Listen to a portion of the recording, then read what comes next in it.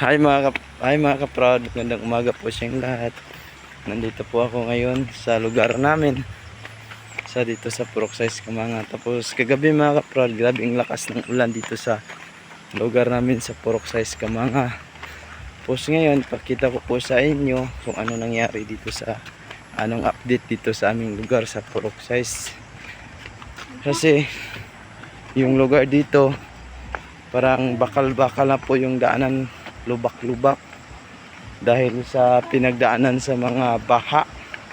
Tingnan po ninyo dito, kasi dito po isang tingnan mo po, lumulubog na yung lugar dito sa aming sa Purok Size Kamanga. Tapos ngayon magbuhat ako sa aking pamangkin, no. Dito mga kaprod, tingnan nyo dito,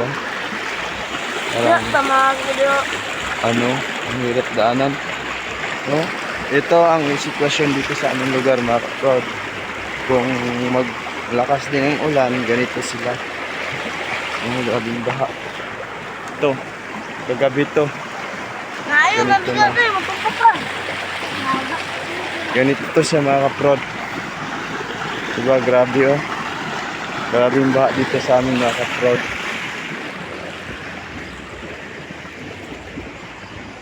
Ito mga kaprod, grabing baha, no?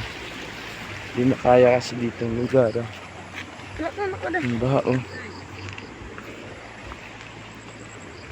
Gas na. Sukal sa baha. Grabe usog baha dito sa amin mga kaprod, dito sa aming lugar sa Purok Size Kamanga, no? Munti kami sa Miss Oriental.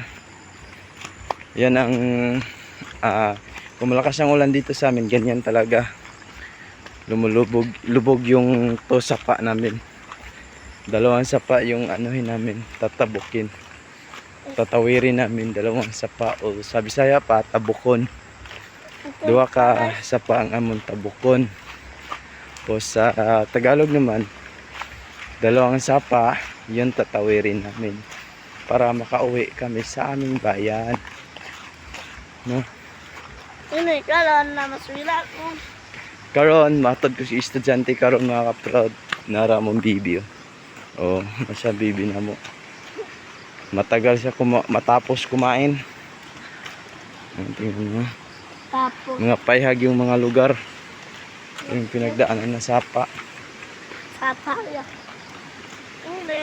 Parang mahambon ngayon mga kaprod. Sige mga kaprod, dito lang tayo watching.